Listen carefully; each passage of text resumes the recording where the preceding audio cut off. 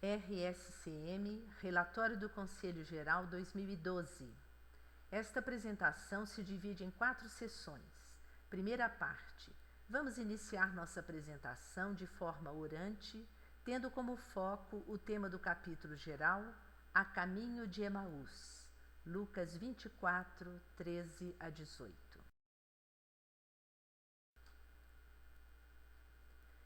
Eis que 2 deles viajavam nesse mesmo dia para um povoado chamado Emaús, a 60 estádios de Jerusalém, e conversavam sobre todos esses acontecimentos.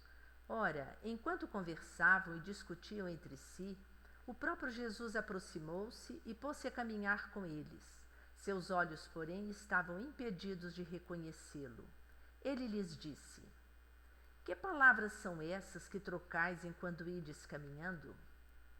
E eles pararam com o rosto sombrio. Um deles, chamado Cleofas, lhe perguntou: Tu és o único forasteiro em Jerusalém que ignora os fatos que nela aconteceram nestes dias? Quais? Imagine-se uma destes discípulos a caminho de Emaús. Vamos a caminho do capítulo geral, o nosso Emaús.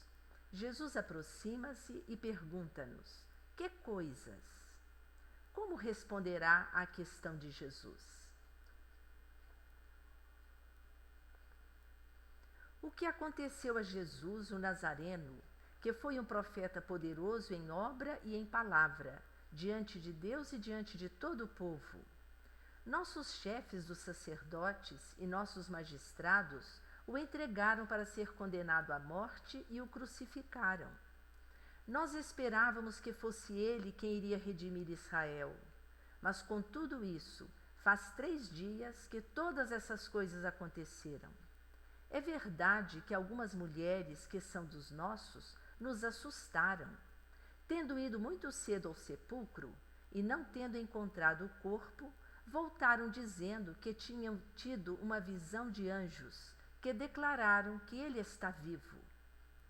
Alguns dos nossos foram ao túmulo e encontraram as coisas tais como as mulheres haviam dito, mas não o viram. Insensatos e lentos de coração para crer tudo que os profetas anunciaram. Não era preciso que o Cristo sofresse tudo isso e entrasse na sua glória?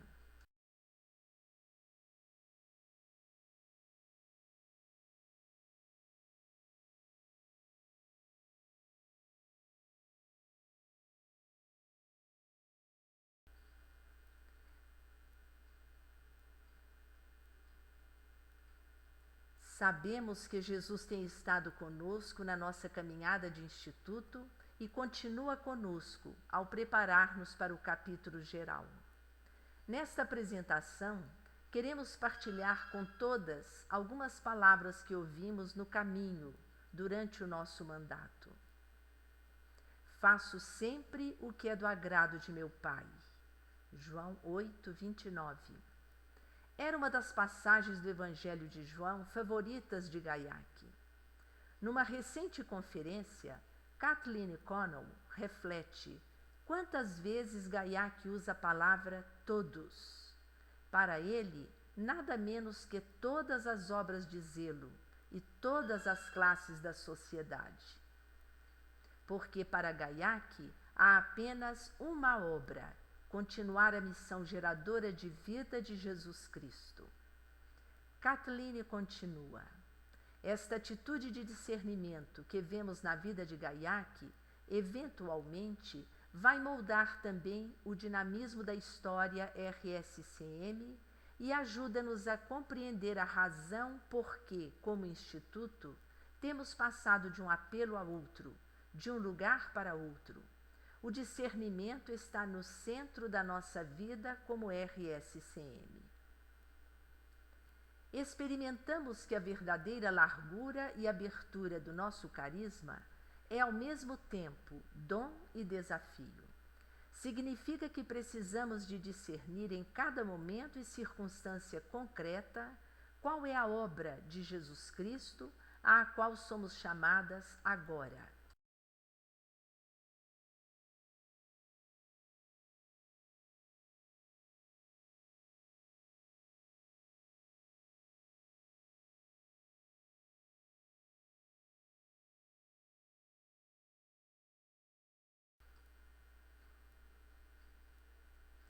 Discernir significa olhar sempre como Deus trabalhou conosco no passado, avaliar a situação atual e depois fazer escolhas. Nesta apresentação, parte da nossa preparação para o capítulo geral, convidamos cada uma a participar no discernimento que está diante de nós hoje. Começaremos por olhar para o modo como o Espírito Santo nos tem conduzido desde o Vaticano II, através das decisões dos capítulos gerais.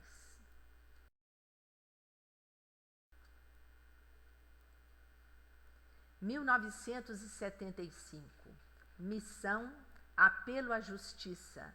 Trabalhar pela justiça já não é uma opção. Aquelas de nós que estávamos no Instituto nesse tempo, recordamos claramente a novidade e desafio deste documento.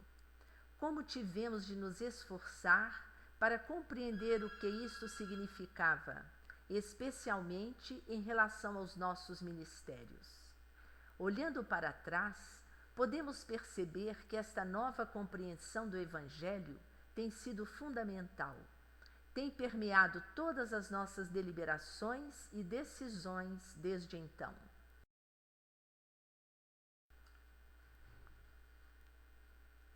1980.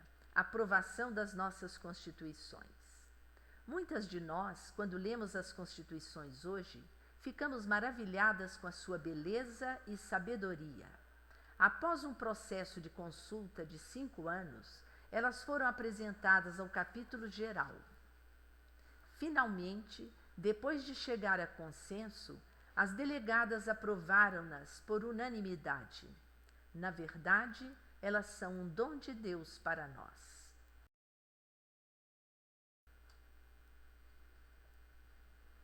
1985. Aprofundar a compreensão da nossa missão, como está expressa nas Constituições.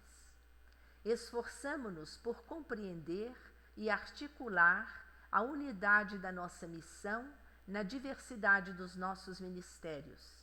E para nos ajudar, iniciamos um processo de planejamento com Coopers & Lybrand.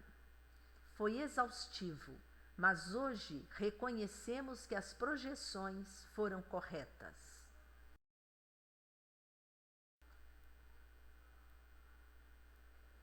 1990. Ratificação da Declaração da Missão. O planejamento confirmou a necessidade que sentimos de expressar uma visão comum que sustentasse a nossa diversidade num tempo de rápidas mudanças. A Declaração da Missão, clarificando que as frases "os que têm mais necessidade de justiça", "solidariedade com os pobres" e "perspectiva do pobre" se refere aos materialmente pobres, foi o culminar desse processo. O capítulo chamou-nos também a valorizar a nossa internacionalidade e a desenvolver a colaboração entre províncias, regiões.